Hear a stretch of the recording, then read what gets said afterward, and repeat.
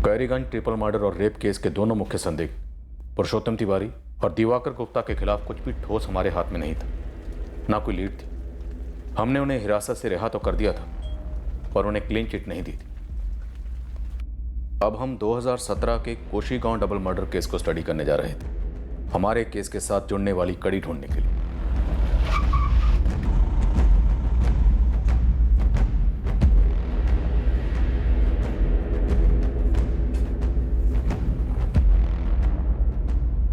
सुधांशु महतो उस वक्त भी मुख्य संदिग्ध था, आज भी मुख्य संदिग्ध है। सुधांशु कशिश का भाई है, तो क्या उसी ने अपनी मां और बहन को मार डाला? उसका बयान बड़ा ही अजीब था, शक करने की काफी गुंजाइश थी।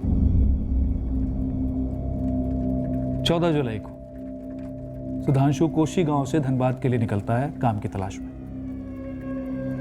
और 15 को ही दोपहर में कोशी गांव लौटता है। कत्ल 14 जुलाई की रात को होते हैं, जिस रात सुधांशु के हिसाब से वो धनबाद में था। हमें झूठ की बू आने लगती है, और फिर जब घर के दरवाजे पर दिए गए दस्तक का कोई जवाब नहीं आता है, उसे कोई फर्क नहीं पड़ता, कोई चिंता नहीं। वो बड़े आराम से अपने दोस्त पप्पू परदेसी के घर जाता है, चाय पीता है, गप्पे लड़ाता है। और सुधांशु का बाप लाल बहादुर महतो, वो भी उसी शाम को वापस लौटता है पास के गांव से, जहां वो मजदूरी करता है। और मामला तब और अजीब हो जाता है जब सुधांशु अपनी बहन कशिश के मोबाइल नंबर को ट्राई करता है, फोन नहीं लगता। वो आराम से बैठ जाता है, ये नहीं कि जाकर देखे जहां कशिश काम करती है कि आखिर माजरा है क्या। और वो एक बार भी ये नहीं सोचता है कि घर के बाहर ताला तो है नहीं, तो कहां गए माँ और बहन, जबकि वो जानता था कि बाप तो घर पे है नहीं। साहब, हमें ऐसा लगा ही नहीं कि अम्मा और कशिश के साथ कुछ गलत हुआ होगा। चलो ठीक, कोई ऐसा नहीं सोचता, लेकिन जब घर पे ताला नहीं लगा था, तूने खटखटाया, कोई जवाब नहीं आया, तो तू पीछे से क्यों नहीं गया देखने? तू सिर्फ तब गया जब तेरा बाप आया। साहब, हम कह तो रहे हैं, हमें लगा ही नहीं कि कुछ गलत हुआ होगा। शाम को भी सब कुछ वैसा ही था, तब बापू के साथ पीछे से जाकर देखा हमने। कातिल घर में पीछे के दरवाजे से घुसा था, कुंडी तोड़कर? हाँ, सुधांशु और लाल बहादुर के स्टेटमेंट के हिसाब से उन्होंने ये सब शाम को पाया। सुधांशु दोपहर में जब घर आया था तो घर के पीछे की तरफ नहीं गया था। अम्मा! कशिश! अम्मा! बापू, कुछ गड़बड़ लगती है। दोपहर में भी किसी ने दरवाजा नहीं खोला था। ये कशिश का फोन दोपहर में भी बंद आ रहा था और अभी भी बंद है। तुम्हारी अम्मा सो रही होगी, चलो पीछे से आवाज देते हैं।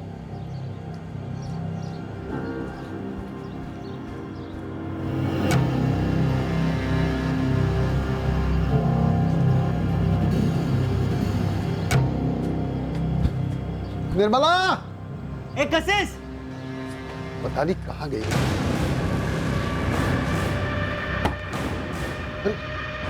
तुम दोपहर में यहाँ आकर देखे नहीं? नहीं बापू, सूझा ही नहीं ना। बापू!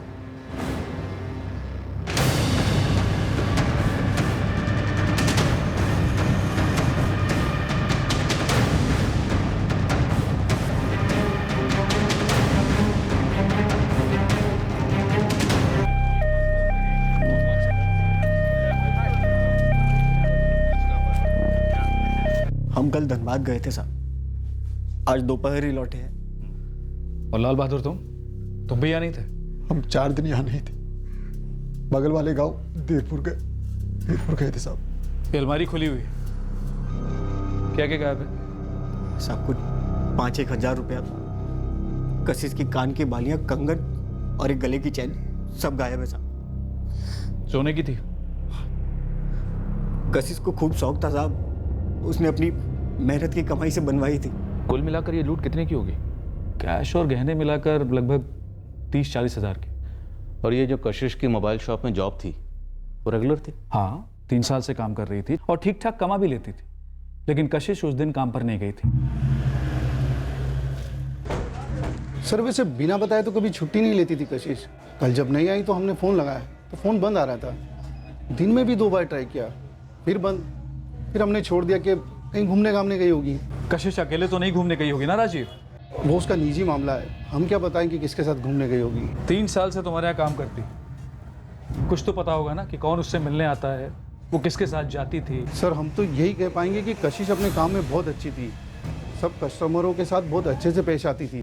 हम तो समझ नहीं पा रहे हैं कि बेचारी कशिश और उसकी माँ को ऐसे क्यों और किसने मारा? सिर्फ मारा ही नहीं है, कशिश के साथ रेप भी हुआ 14 की रात को। हाँ, 2 मजबूत वार हुए हैं, शायद फावड़े के कुंद के हिस्से से। कशिश का सलवार निकाला गया था, लाश के पास में ही पड़ा था। सेक्सुअल असॉल्ट के निशान जरूर मिले हैं, पर किसी भी प्रकार के झड़प के निशान नहीं है। तो ये एक पॉसिबिलिटी है, इस पे वार करके इसे मार डाला। हमारा मुख्य संदिग्ध इसका भाई है, सगा भाई। सगा भाई रेप करेगा? होने को तो हो सकता है, बट ये भी तो हो सकता है कि इस काम के लिए किसी और को भेजा हो और उसने अपनी हवस पूरी कर ली हो। प्रधान, हमारे ट्रिपल मर्डर केस और तुम्हारे डबल मर्डर केस में बड़ी विचित्र सी समानता है।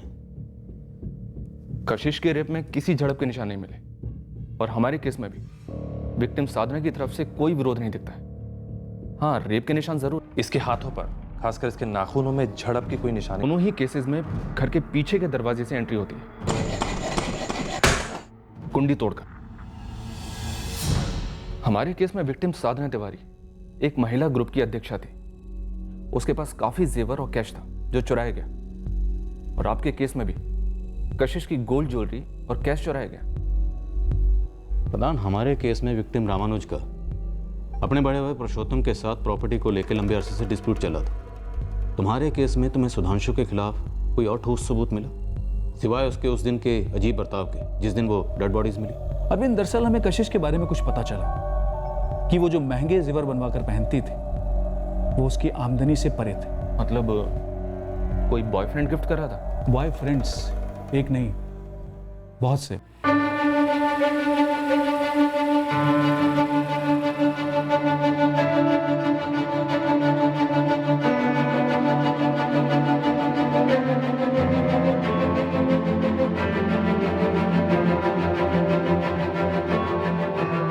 इससे फोन लेंगे? ऐसे कैसे? एक कवर भी लीजिए। कशिश के कॉल रिकॉर्ड से हमें 124 अलग अलग नंबर्स मिले। हमने सभी से पूछताछ की और सब के सब उसके बॉयफ्रेंड्स थे।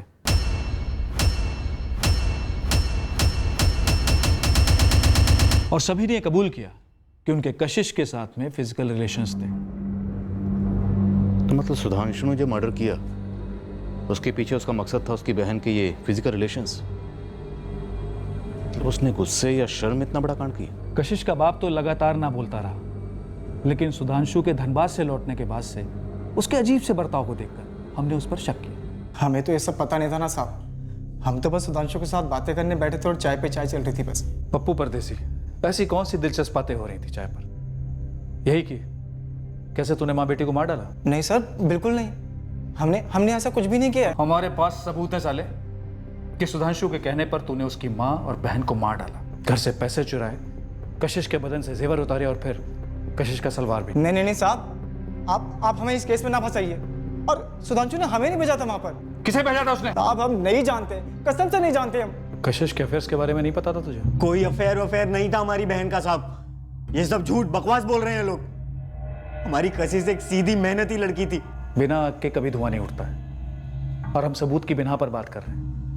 तेरी बहन के अफेयर्स थे और उसका कत्ल हुआ है, और तेरी माँ शायद इसलिए मारी गई क्योंकि वो मौके पर मौजूद थी, और जिसने भी कशिश का कत्ल किया है उसने कशिश का रेप भी किया।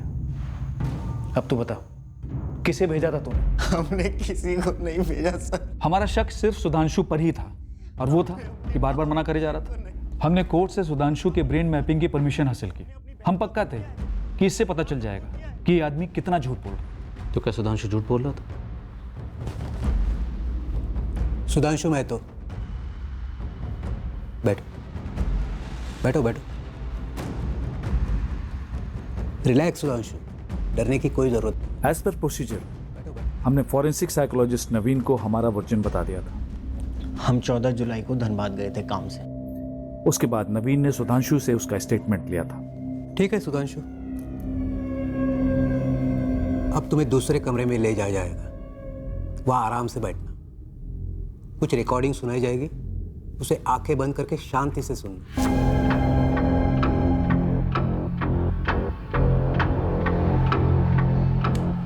तुम्हारा नाम सुधांशु महतो है?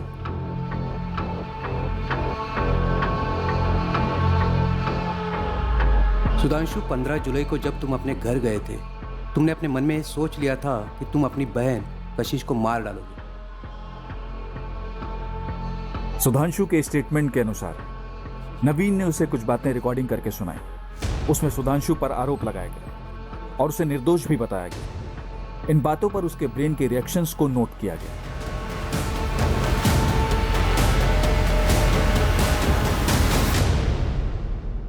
ब्रेन मैपिंग टेस्ट का रिजल्ट क्या है? उसमें से तो ये बच निकला, क्लीन रिपोर्ट थी। आपके इस डबल मर्डर केस में सुधांशु का कत्ल करने का मकसद कशिश के अफेयर्स होंगे, ऐसा आपने कंक्लूड किया था। क्या सुधांशु की उसकी माँ और बाप से कोई अनबन थी? माँ और बाप की आपस में कोई अनबन, या बाप और कशिश की? नहीं, गरीब लोग हैं, उनकी आपस में कोई अनबन है, ऐसा कुछ सामने नहीं आया।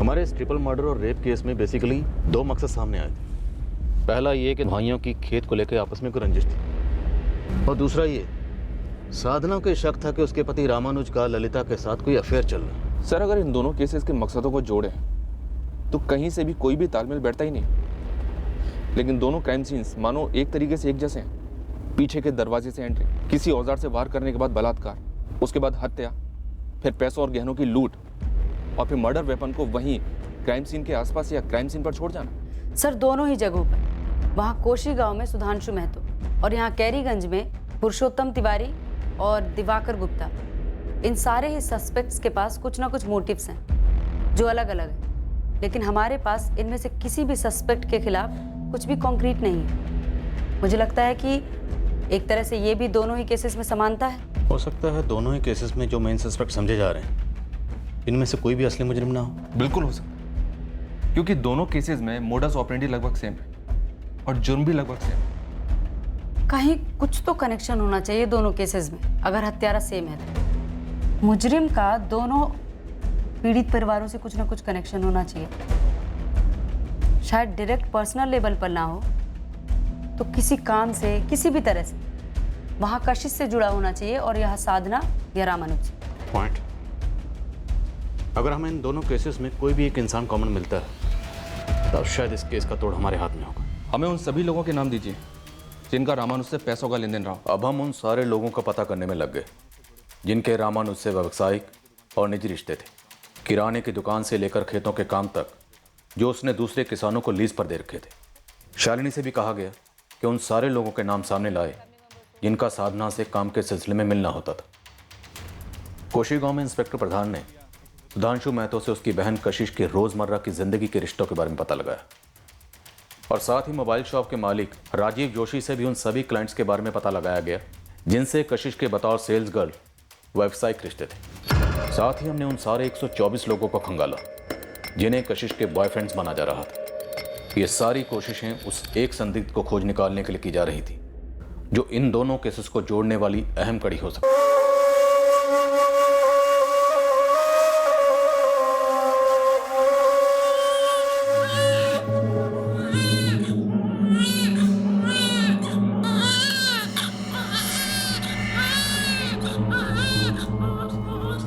मुबारक हो, बेटा हुआ है। मैडम, काजल कैसी है? जच्चा बच्चा दोनों बिल्कुल ठीक है।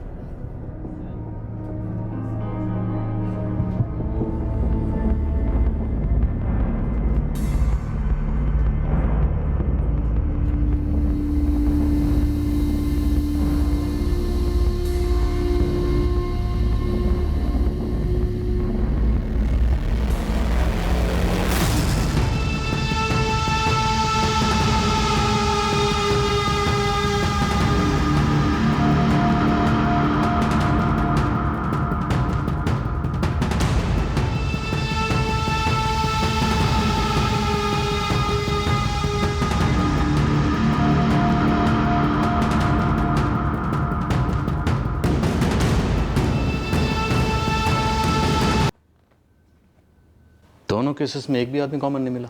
जी नहीं, जितने भी नाम सभी ने लिख कर दिए, एक एक से कई बार इंक्वायरी की, लेकिन एक भी ऐसा शख्स नहीं है जो वहाँ कशिश या उसकी माँ निर्मला महतो की जिंदगी से और यहाँ साधना या उसके हस्बैंड रामानुज की जिंदगी दोनों से ताल्लुक रखता हो।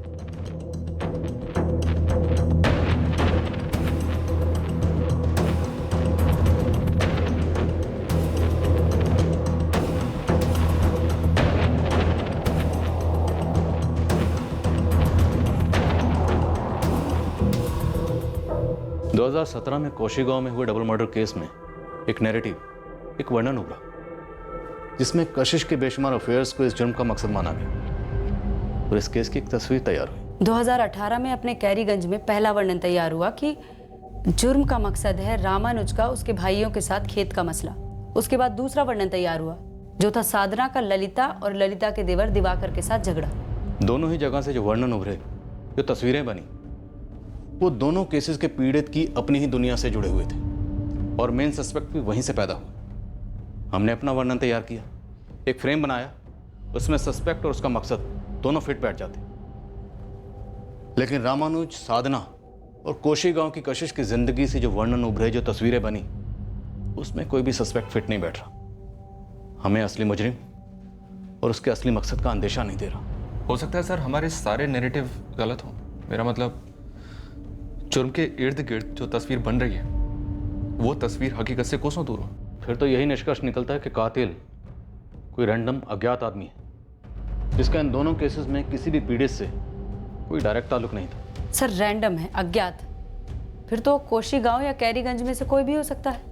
जरूरी नहीं यही दोनों जगह से हो, कहीं और से भी तो हो सकता है।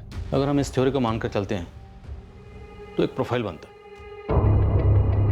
वो रेपिस्ट है, लूटता है, कत्ल करता है, लेकिन कत्ल करने के लिए वेपन अपने साथ नहीं लाता, बल्कि क्राइम सीन से किसी चीज को उठाकर उसे मर्डर वेपन बनाता और कत्ल करने के बाद मर्डर वेपन वहीं छोड़ देता। सर इसके जुर्म करने का अपना एक पैटर्न है।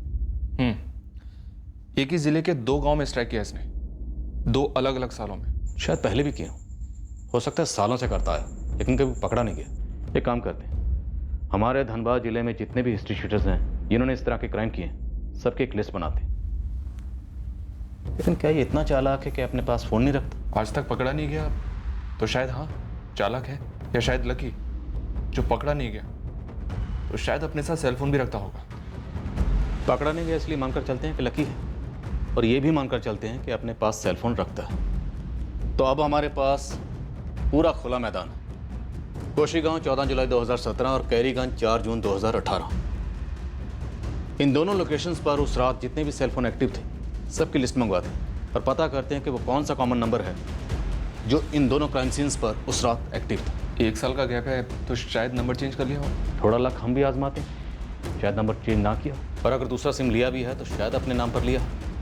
चांस तो लेते हैं, करते हैं एक्सरसाइज। हो सकता है ये रैंडम अज्ञात किलर हमारे हाथ। रैंडम किलर, ये बात मैंने हजारों बार कही थी इंस्पेक्टर अजीत भास्कर से कि वे लोग ऐसे आदमी का हत्यारा होने की संभावना को टटोलें, पर नहीं, मेरी दलील सुनी ही नहीं। सर कोई राह चलता रैंडम अज्ञात क्रिमिनल हो, चोरी करने आया हो और मर्डर और रेप करके चला गया हो, जिसका हमसे या फिर जूही से कोई वास्ता ना हो, ये एंगल आप कंसिडर ही नहीं कर रहे?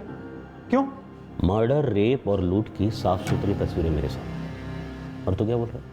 उससे आंखें हटाकर मैं किसी घास के बोरे में सुई ढूंढना शुरू कर दूं? सर अगर वो कातिल है तो क्यों नहीं? क्योंकि कातिल तुम हो कुंदन। क्राइम सीन पे मिले सबूत और लोगों की बयान चीख चीख कर एक ही नाम ले रहे हैं, कुंदन यादव। क्रिस्टल क्लियर तस्वीरें मेरे सामने, कहीं और देखने का सवाल ही नहीं उठता।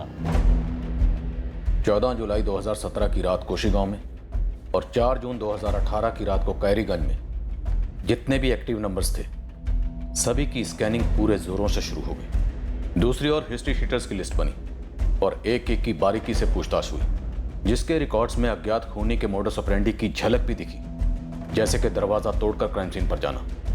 तो उसे अलग कर दिया गया और उससे कड़ी पूछताछ हुई। इन 2 जुर्मों की डिटेल्स में हम सर तक डूबे हुए थे और उस वक्त हमें भनक तक नहीं थी 2016 के केस की, जो था Juhi Dahiya rape and murder case.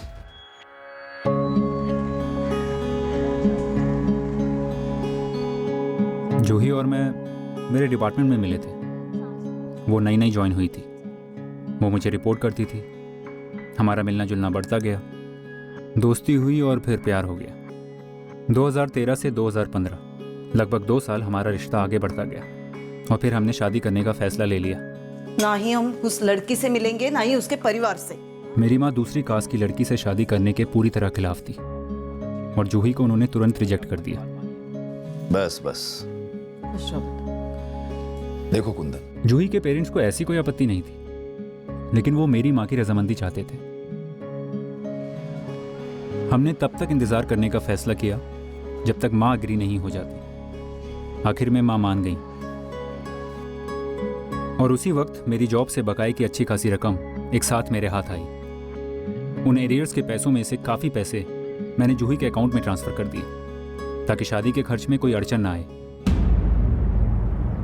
उस सुबह मैं दौड़ा दौड़ा जूही के घर जा रहा था। पिछली रात जूही ने मुझे कई कॉल किए थे, लेकिन काम के बीच में मैं उसके कॉल ले नहीं पाया था। जब टाइम मिला कॉल बैक किया तो उसका फ़ोन स्विच ऑफ था। मैं जूही के घर का दरवाज़ा खटखटाए जा रहा था, पर जूही दरवाज़ा ही नहीं खोल रही थी। मुझे टेंशन होने लगी।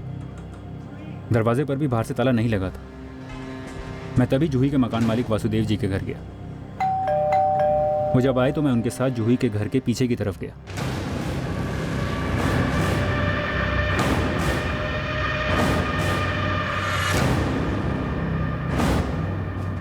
जूही,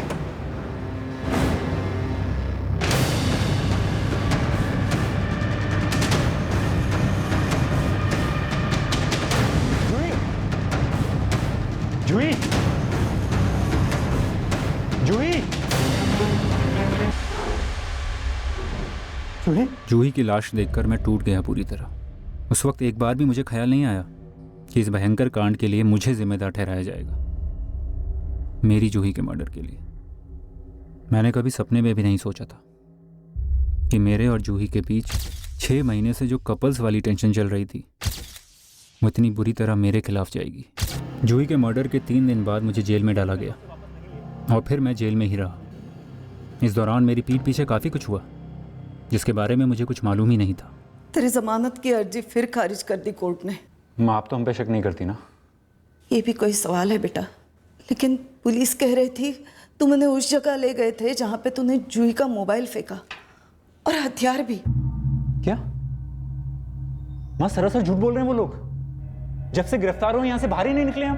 कोर्ट में उन्होंने तुम्हारा बयान जमा किया है, दस्तखत है तुम्हारे। माँ, हमें मार मार कर कोरे कागज पे हमसे साइन लिए उन्होंने हमारे। जबरदस्ती बलि का बकरा बनाया जा रहा है हमें। हाँ, आप भी कुछ करिए ना। हमें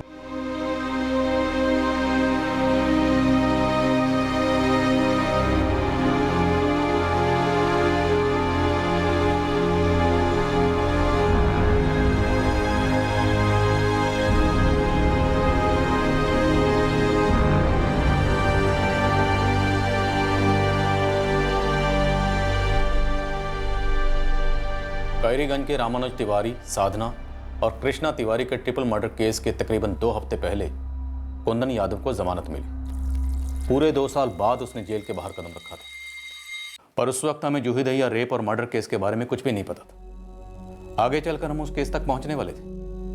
बहरहाल कोशीगांव और कैरीगंज के सेल टावर्स डंप डाटा से कोई ब्रेक थ्रू नहीं मिल रहा था और ना ही जिले की हिस्ट्री शीटर्स की स्कैनिंग से कुछ हाथ लग रहा था। इस रैंडम किलर की थ्योरी पे आगे जाने के लिए हमें कोई और ही डेफिनेट दिशा चाहिए ताकि हम उस तक पहुंच सकें। इस रैंडम किलर के और क्या लक्षण हो सकते हैं? 2017 के कशिश और निर्मला महतो मर्डर केस में वो पकड़ा नहीं गया। हमारे ट्रिपल मर्डर केस और रेप केस में भी पकड़ा नहीं गया। मानकर चलते हैं कि शायद वो आज तक पकड़ा ही नहीं गया, इसलिए किसी भी हिस्ट्री शीटर्स की लिस्ट में वो शामिल ही नहीं हुआ होगा। इट मीन्स उसने अब तक जितने भी जुर्म किए हैं वो कभी नहीं पकड़ा गया। आराम से जी रहा है, यहाँ लूट वहाँ लूट, वहाँ कोशीगांव में लगभग 40,000 की और यहाँ कैरीगंज में लाखों की। और उन लूट के पैसों से अब शायद ऐश भी कर रहा होगा। शायद ऐश अकेला ना करता, दोस्तों के साथ ऐश करता, उन्हें दारू वारू पिलाता।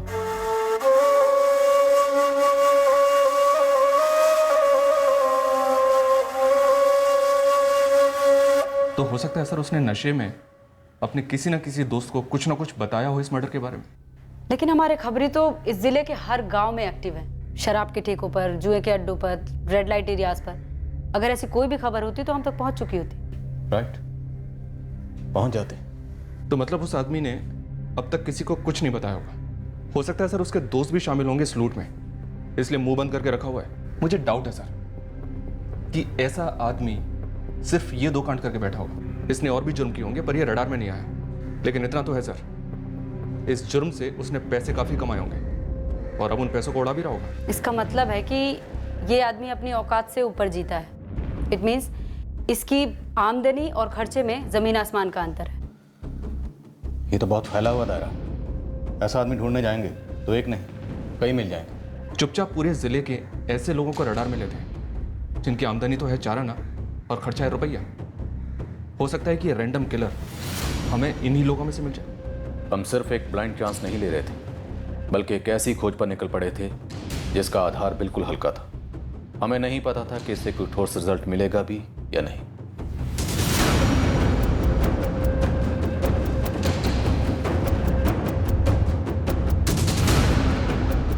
आमदनी के परे खर्च करने वालों की खोज, या उस एक आदमी की खोज जो लूटे गए कैश और गहनों से ऐश कर रहा था।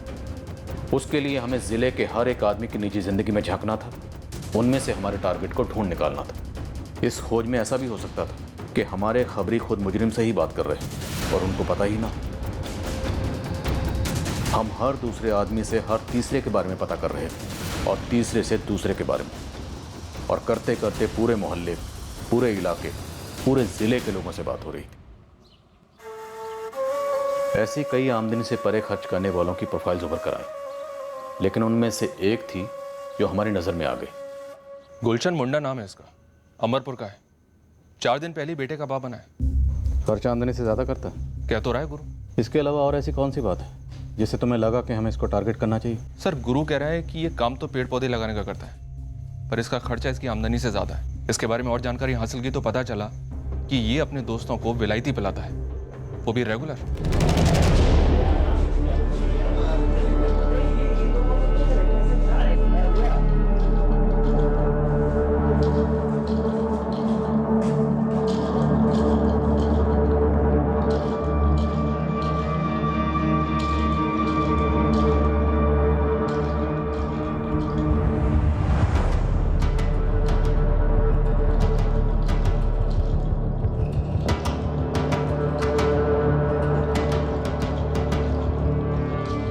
सर, पेड़ पौधे लगाने वाला दिन में मुश्किल से 250-300 कमाता है, और ये बंदा 100 रुपए की तो टिप ही दे देता है। अमरपुर में अपना एक आदमी लगाओ, 24 घंटे इस पर नजर रखने के लिए कहो। पता करो कि कैरीगंज और कोशी गांव से इसका क्या कनेक्शन निकलता।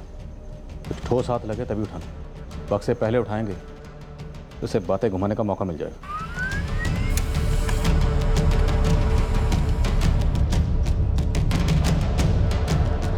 रांची से गुलशन मुंडा की हिस्ट्री मिली है सर।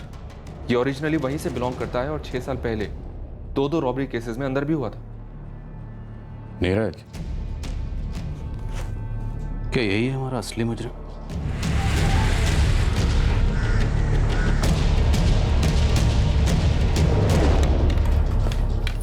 सर, ये गुलशन मुंडा शालिनी का किराएदार था। पिछले साल था सर। वो और उसकी बीवी काजल दोनों हमारे दूसरे घर पर किराए पर रहते थे। तो फिर ये रामानुज और साधना को भी जानता होगा? जानता होगा सर। जब भी हमारी लेडीज ग्रुप की मीटिंग होती थी तब उसकी साधना से बातचीत भी होती थी। और हाँ, साधना उसकी बीवी काजल को भी जानती थी।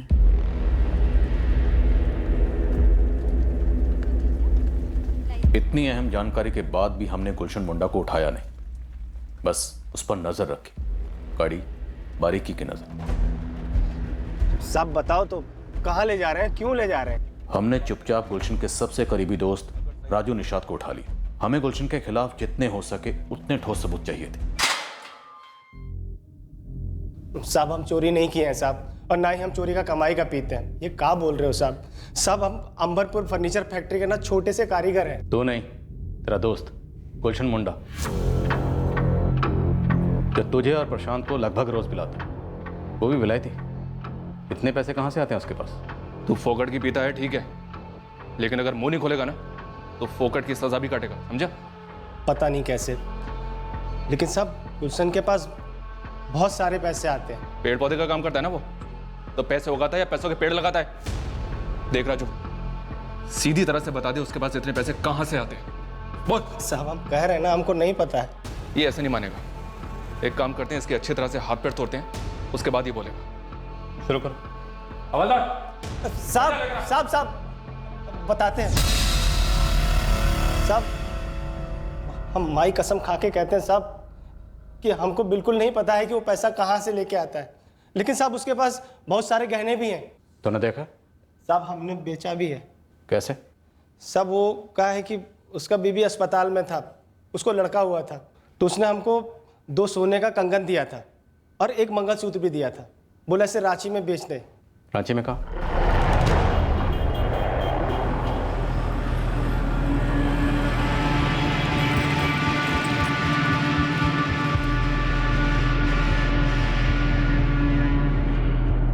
साहब, हमें सच में आइडिया नहीं था कि ये माल चोरी का हो सकता है, वरना हम लेते ही नहीं।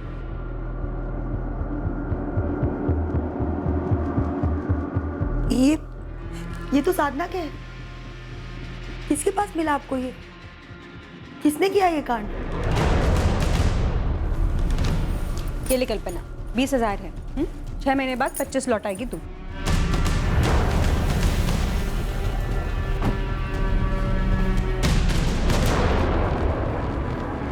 गुलशन मुंडा, चल। कहाँ सर? क्यों? थाने बात करनी थी सर। सर तो यहाँ बात कीजिए ना सर। अरे साहब कहाँ लेके जा रहे हैं? क्या हुआ सर? बात तो बताइए। बात तो बताइए सर, क्या बात है?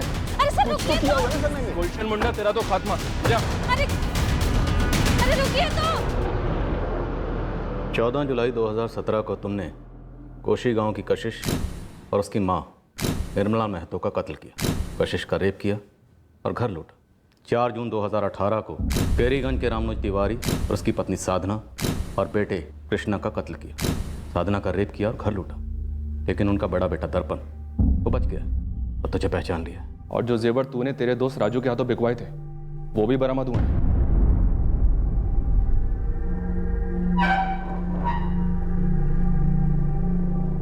थोड़ी सी पिटाई से ही काम चल गया। पहले पूरी तरह मना करने वाले गुलशन ने दोनों केसेस में अपना जुर्म कबूल कर लिया।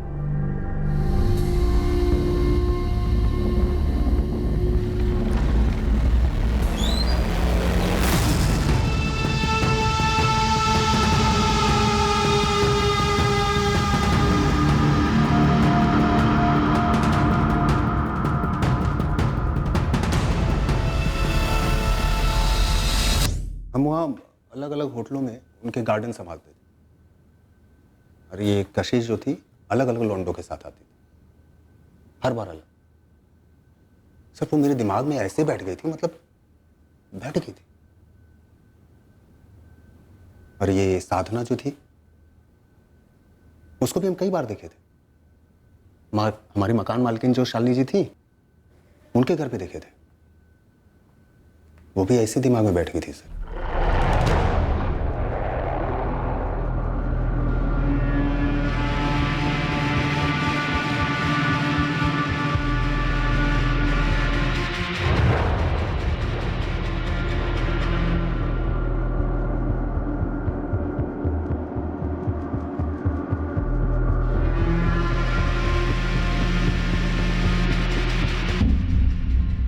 एक बार जो बैठ गई ना सर, फिर उसका बार बार ख्याल आता है,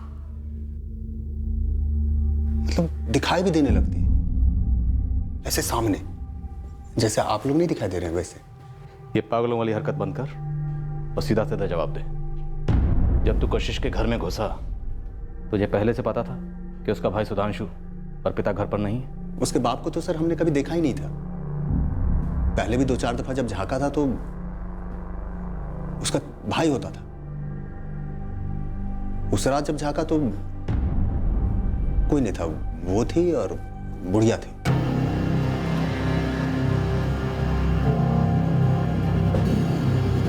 गुलशन मुंडा को क्राइम सीन पर ले जाया गया, जहां उसने एग्जैक्ट तरीका बताया कि वो कशिश के घर में किस तरह घुसा था।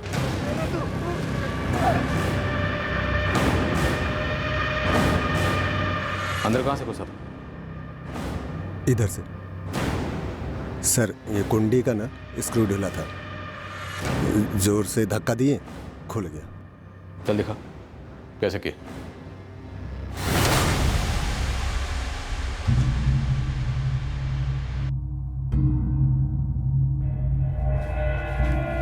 सर हम यहाँ से फावड़ा उठाए थे। फिर किसको पहले मारा? माँ को पहले मारा कि कशिश को? बोल, किसको पहले मारा? सर हम वहाँ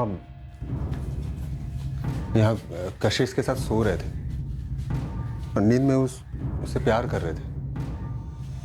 इतने में बुढ़िया उठ के वहाँ से फिर फावड़ा उठाया, मारा धाड़ से। कशिश भी उठ गई।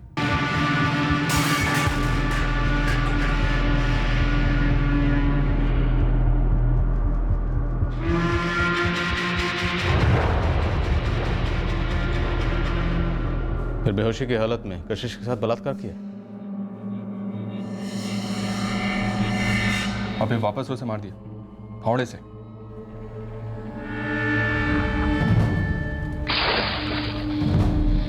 हम गुलशन को कायरीगंज ले गए रामानुज तिवारी के घर और उससे पूरे जुर्म की रिक्रिएशन करवाई।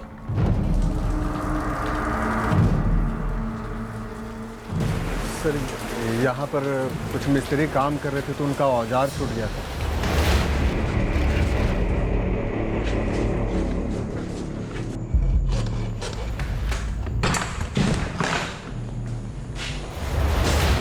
गुलशन ने डिटेल में हमें बताया कि कैसे पहले उसने दोनों लड़कों पर वार किया, फिर अंदर गया,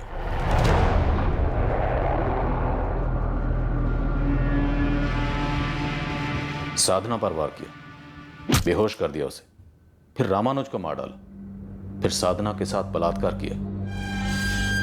गुलशन साफ मना करता रहा कि इन दो जुर्मों के अलावा उसने और कोई जुर्म नहीं किया। हमारे बार बार पूछने पर भी वो अपनी बात पर अड़ा रहा। गुलशन झूठ बोल रहा।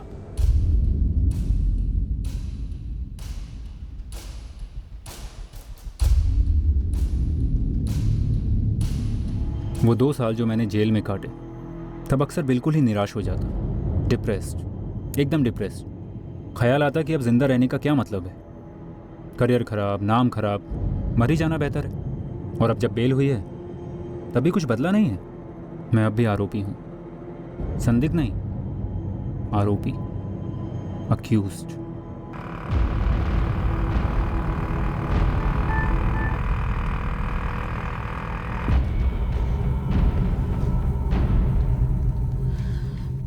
कहिए, मैं आपकी क्या मदद कर सकता हूँ? जी, मैंने न्यूज़पेपर में पढ़ा, वो 2017 का कोशी गांव और 2018 का कैरीगंज का केस है, उसका हत्यारा पकड़ा गया।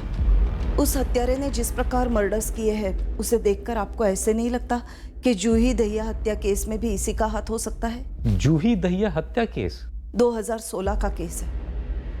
जूही दहिया को भी उसके घर में मार डाला गया और उस केस में भी हत्यारा घर के पीछे के दरवाजे से घुसा था।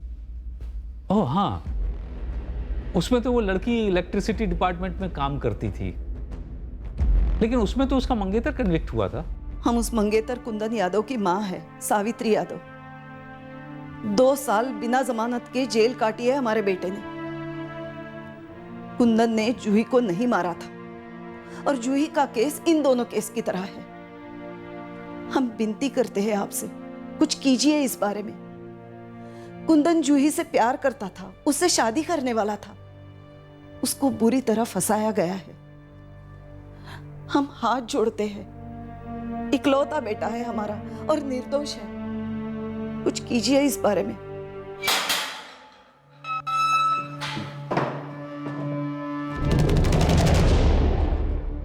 जूही दहिया, धौलकापुर, 19 जून 2016।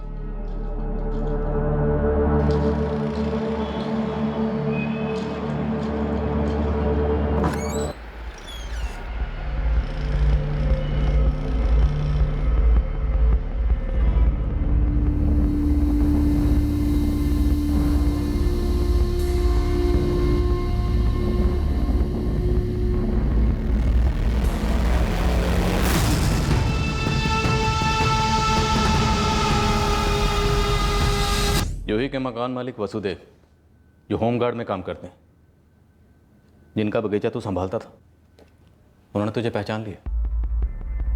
अब पौधों की तरह तेरी कटाई शुरू करें।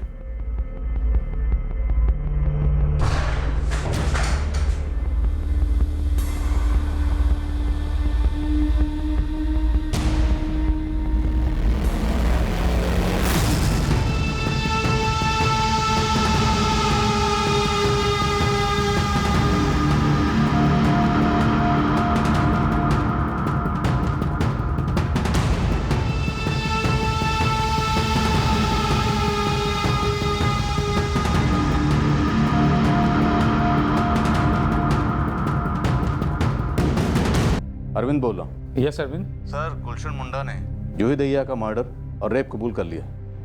बाकी दोनों केसेस की तरह? जी सर, सेम मॉडस ऑपरेंडी। ये हम लोग कैसे मिस कर गए?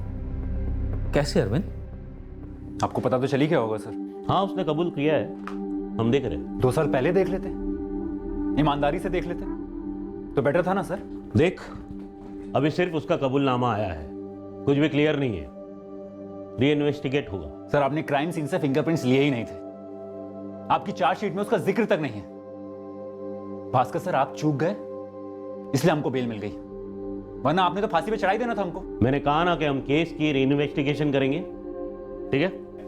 ठीक है सर, किसे दिलासा दे रहे हैं आप? हमें हमारी जिंदगी के 2 साल चाहिए, दे सकेंगे आप? सर जाइए, पहले इन लोगों के स्टेटमेंट इन्वेस्टिगेट कीजिए, जिनके बलबूते पे आपने अनुमान लगा लिया हमारे और जूही के बारे में, और एक तस्वीर बनी हमारे कातिल होने की। अगर आप उस वक्त जूही के कातिल को पकड़ लेते तो आज कोसी गांव और कैरीगंज में रेप हत्याकांड होते ही नहीं।